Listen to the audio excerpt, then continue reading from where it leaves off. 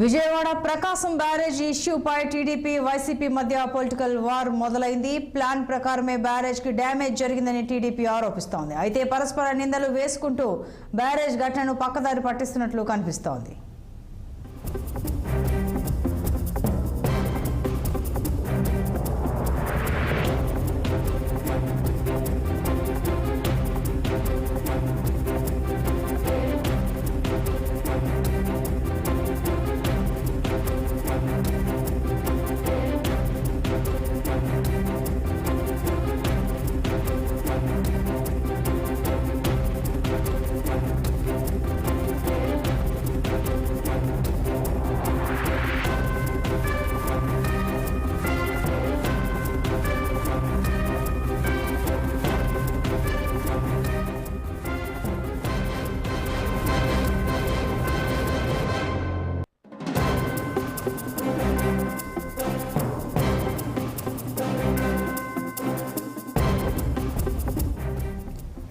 విజయవాడ ప్రకాశం barrage ఇష్యూపై TDP YCP మధ్య political war మొదలైంది. Plan ప్రకారమే బ్యారేజ్ కి డ్యామేజ్ జరిగిందని టీడీపీ ఆరోపిస్తోంది. అయితే పరస్పర నిందలు చేసుకుంటూ బ్యారేజ్ ఘటనను పక్కదారి పట్టిస్తున్నట్టు కనిపిస్తోంది. మరింత సమాచారం మా ప్రతినిధి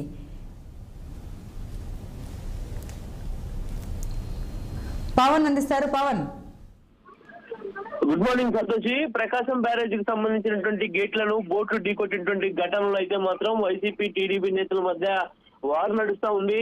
ఇప్పటికే బోట్లకు సంబంధించి కూడా తమ బోట్లు కావంటే తమవి కావంటూ కూడా టీడీపీ వైసీపీ సంబంధించినటువంటి నేతలు కూడా మాటల యుద్ధం అయితే నడుస్తా ఉన్నారు. మరి దీనికి సంబంధించి కూడా ఏదైతే నిన్న ఇద్దరిని కూడా పోలీసులు అదుపులోకి తీసుకున్నటువంటి పరిస్థితి కనిపించింది. సూరాయపాలెంకి చెందినటువంటి రామ్మోహన్, అదేవిధంగా గొల్లపూడికి చెందినటువంటి ఉషాద్రి అనేటువంటి ఇద్దరిని కూడా పోలీసులు అదుపులోకి తీసుకొని ఈ రోజు కోర్టులో కూడా హాజరు పరచబోతా ఉన్నారు. దాదాపుగా 40 నుంచి 50 టన్నుల బరువు ఉన్నటువంటి బోట్లు బ్యారేజీని ఢీకొట్టేటటువంటి నేపథ్యంలో కూడా ఒక్కసారిగా గేట్లు ముందస్తు భాగం అంతా ధ్వంసం కావడం పట్ల కూడా ఇప్పటికే పోలీసులు మాత్రం ఆ కేసు నమోదు చేశారు.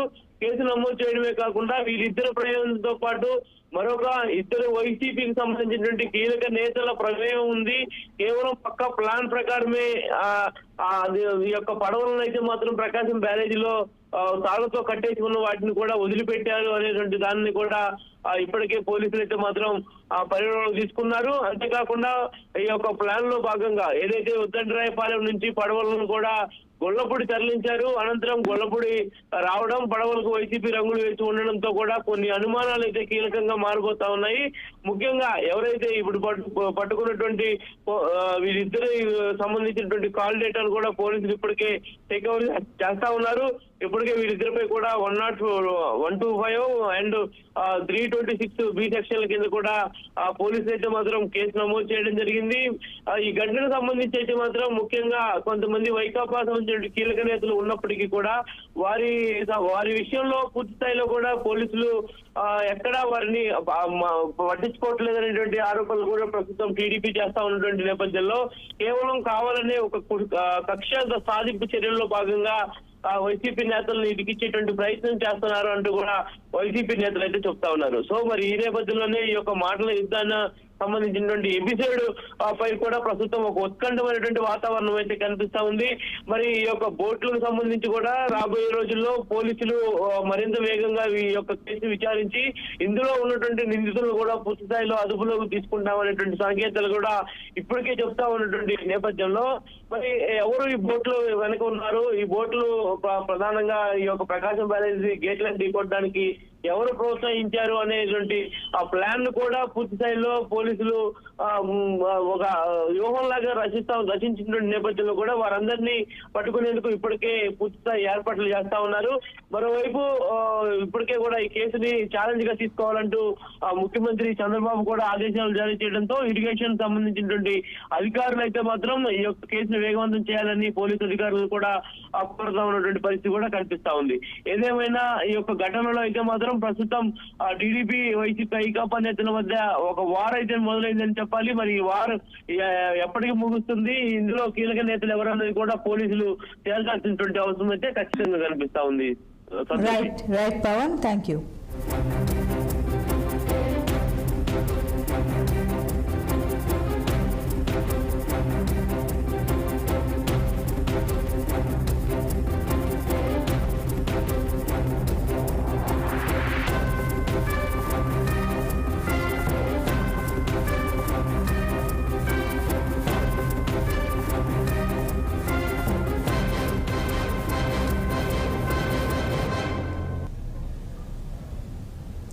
ఉత్తరాంధ్ర